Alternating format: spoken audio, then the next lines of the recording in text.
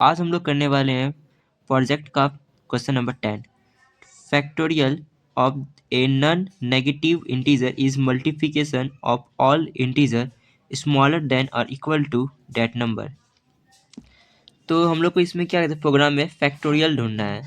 तो non negative मतलब जो भी पॉजिटिव नंबर का अगर हम लोग मल्टीप्लिकेशन करेंगे तो वो या तो छोटा आता है या तो इक्वल टू उस नंबर के बराबर आता है।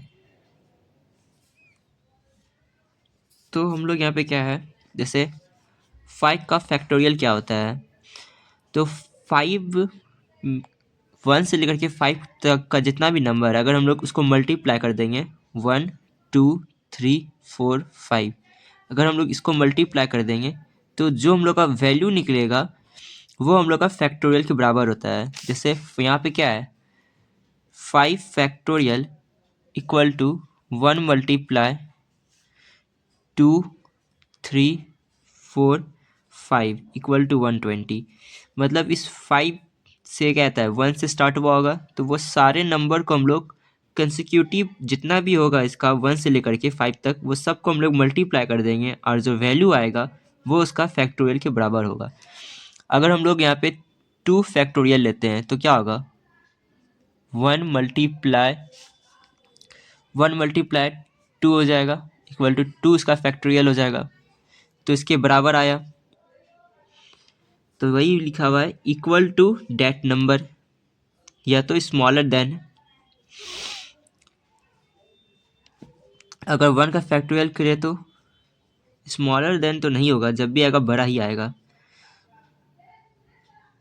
1 मल्टीप्लाई 1 तो क्या आ गया, इसका फैक्टोरियल 1 ही आ गया। उसी तरह यहाँ पे 30 का है, यहाँ पे नहीं ये वाला है। तो हम लोग समझ गए फैक्टोरियल क्या होता है। इसका सेकंड पार्ट भी हम लोग देख लेते हैं। सेकंड पार्ट में क्या है, write a program to input a number print all the factor. इस 12 का फैक्टर हम लोग को सारा प्रिंट करना है। तो 12 का फैक्टर क्या होता है, 1 होता है, 2 होता है, 3 होता है, 4 होता है, 5 6 होता है, ये सब 12 होता है, ये सबको हम लोग को प्रिंट करना है। 30 का फैक्टर क्या होता है, 1 2 3 5 6 10 15 30, ये सबको हम लोग को फैक्टर को प्रिंट करना है। तो हम लोग जल्दी से दोनों प्रोग्राम को बना लेते हैं।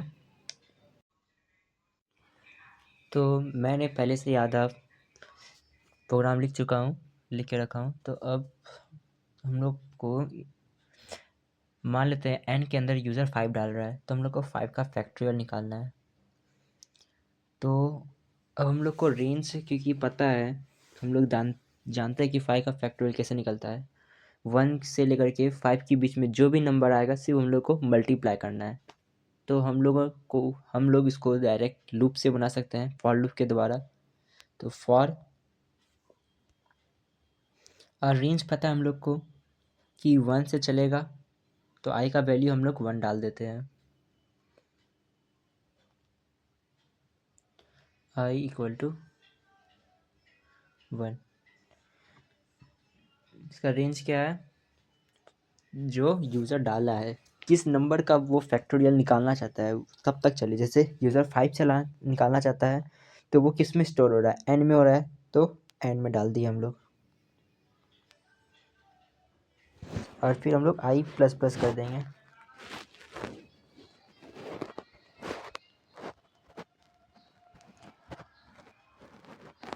फिर हम लोग इसका बॉडी खोल लेंगे और क्लोज कर लेंगे। तो बॉडी के अंदर सबसे पहले अब तो 5 तक चल रहा है। अब हम लोग क्या करना चाहते हैं कि जो भी उसके अंदर आए वो मल्टीप्लाई होते जाए। तो हम लोग मल्टीप्लाई करना चाहते हैं तो हम लोग एक और वेरिएबल बना लेते हैं जिसमें हम लोग p कर देते हैं, p फॉर प्रोडक्ट, ठीक है, प्रोडक्ट नाम का। और हम लोग इसको 0 से इनिशियलाइज कर लेते हैं।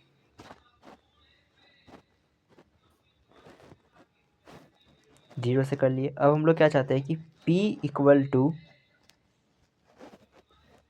p में जो है वो i मल्टीप्लाई हो जाए, मल्टीप्लाई बाय i। तो होगा क्या, अब जैसे यहाँ पे अभी i का वैल्यू 1 है तो यहाँ पे मल्टीप्लाई करके 0 हो जाएगा, लेकिन हम लोग को 0 करना नहीं है। हम लोग पहला क्या था, 5 का फैक्टोरियल 1 था। अगर हम लोग 0 डाल दिए तो पहले में ही जीरो आ जाएगा ना, और जीरो को कोई भी नंबर से मल्टीप्लाई करे वो जीरो ही आ जाएगा। तो हम लोग को मेक श्योर करना है कि पी का वैल्यू 1 आए। पी का वैल्यू जब भी लेंगे हम लोग 1 लेंगे। तो अब अगर आई का वैल्यू 1 है तो पी इंटू आई मतलब 1 × 1, तो पहला 1 आ गया। अब फिर आई का मान लेते हैं, आई का वैल्यू अभी 2 है। आई का वैल्यू कितना है अभी 2 है। तो फिर यहाँ पे 1 × 2 हो जाएगा, तो फैक्टोरियल क्या आ जाएगा 2 हो जाएगा। तो यही हम लोग का लॉजिक। तो हम लोग इस चीज़ को अब बाहर में हम लोग इसको यहाँ पे प्रिंट करा देते हैं।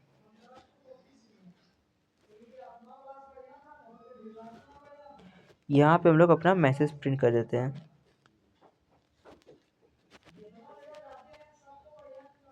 पी अब यहाँ पे 5 का फैक्टोरियल क्योंकि हम लोग जानते हैं 120 होता है, हम लोग ऑलरेडी देख चुके हैं। तो हम लोग देखते हैं क्या हम लोग का प्रोग्राम चल रहा है या नहीं चल रहा है।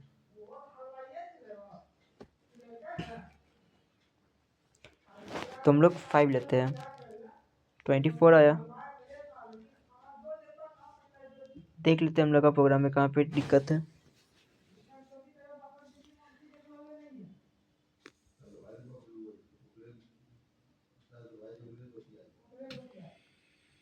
तो हम लोग का क्योंकि यहाँ पे i n लिखा हुआ है, तो वैल्यू जो लेगा वो 5 से कम तक ही लेगा, मतलब 4 तक लेगा। तो हम लोग को इक्वल टू देना पड़ेगा। अब आ जाएगा। तो हम लोग 5 डाले, फैक्टोरियल 120 आ गया। अगर उसी तरह हम लोग इनपुट 2 डालेंगे तो 2 आएगा इसका फैक्टोरियल। तो ये होता है हम लोग का फैक्टोरियल नंबर। अब सेकंड क्वेश्चन हम लोग करेंगे फैक्टर के ऊपर। हम लोग का सेकंड प्रोग्राम में क्या करना था, हम लोग को फैक्टर ढूंढना था। जैसे यूज़र अगर 12 इनपुट करता है तो उसका फैक्टर क्या क्या होगा, जैसे 1 2 3 4 6 12। तो ये फैक्टर हम लोग को फाइंड करना था। तो किसी भी यूज़र को पता कैसे चलता है कि वो उसका फैक्टर है, अगर इफ़ जो नंबर है इंट एन जो है वो 12, अगर वो डिवाइड होता है 2 से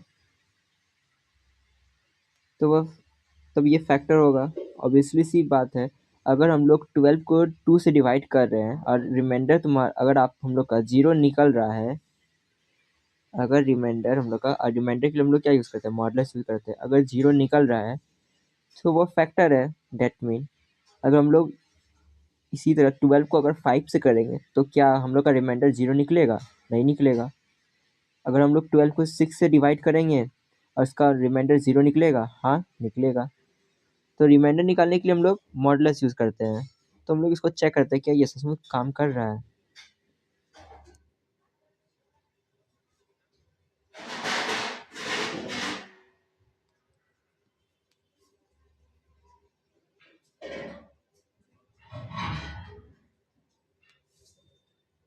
काम कर रहा है। लेकिन यहाँ पे क्या है, हम लोग को सारा फैक्टर बताना है।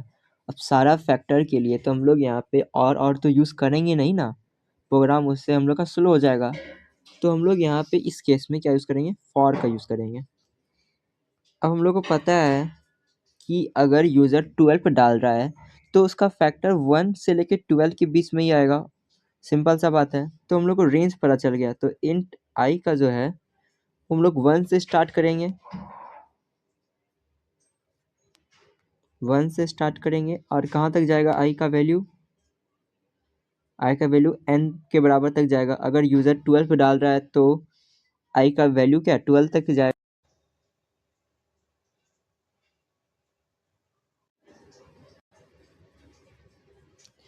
तो हम लोग आई प्लस प्लस कर देंगे, ठीक है। अब यहाँ पे 2 के बदला हम लोग क्या करेंगे, हम लोग क्योंकि हर एक नंबर से डिवाइड करके चेक करने वाले हैं तो आई डाल देंगे यहाँ पे हम लोग। और फैक्टर के बदला हम लोग क्या करेंगे, क्योंकि हम लोग को दिखाना है कि वो नंबर फैक्टर है, तो हम लोग यहाँ पे अगर एन जैसे 12 मॉडुलस अगर हम लोग 12 डाल रहे हैं तो 12 उसका फैक्टर है। तो हम लोग आई के अंदर वो स्पेसिफिक नंबर आ रहा है, कंडीशन तभी ट्रू होगा ना, तभी हम लोग का प्रिंट भी करेगा। तो हम लोग आई को इसके अंदर डाल देते हैं। तो अगर क्या होगा अब, तो यहाँ पे कॉमा का दिक्कत हो रहा है, यहाँ पे फॉर बन नहीं हुआ है, तो हम लोग यहाँ पे एल एन डाल देते हैं। अब मान लेते हैं हम लोग 12 डालते हैं, तो यहाँ पे सारा फैक्टर प्रिंट हो गया, उसका फैक्टर 1 है, 2 है, 3 है, 4 है, 6 है, 12 है। उसी तरह अगर हम लोग सिर्फ 2 डालेंगे तो 2 का फैक्टर क्या होगा, 1 और 2 होगा।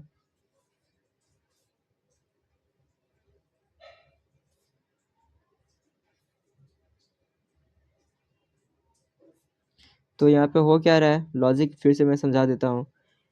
मान लेते हैं यहाँ पे एन का वैल्यू जो है 2 है, एन का वैल्यू 2 है, तो कितना बार चलेगा ये लूप भी, 2 बार चलेगा। अब यहाँ पे एन का वैल्यू 2 है, उसमें हम लोग 2 मॉडुलस, पहले आई क्या होगा, आई का वैल्यू अभी क्या है 1 है, करेंगे 0 हो जाएगा, ट्रू है। तो उसके बाद आई का अभी वैल्यू क्या था 1 था, तो 1 प्रिंट हो गया हम लोग का। अब उसी तरह फिर से चेक करेगा, तो वो सेकंड बढ़ जाएगा, आई प्लस प्लस होगा, फिर आई का वैल्यू 2 हो जाएगा। उसके बाद फिर वो फिर से चेक करेगा, 2 मॉडुलस 2 इक्वल टू 0, फिर से कंडीशन ट्रू होगा, तो वो फिर से वो अभी क्या था, आई का वैल्यू 2 था, तो वो 2 को प्रिंट कर देगा। उसी तरह 3 जाएगा, फिर कंडीशन फॉल्स हो जाएगा। यही है सिंपल सा।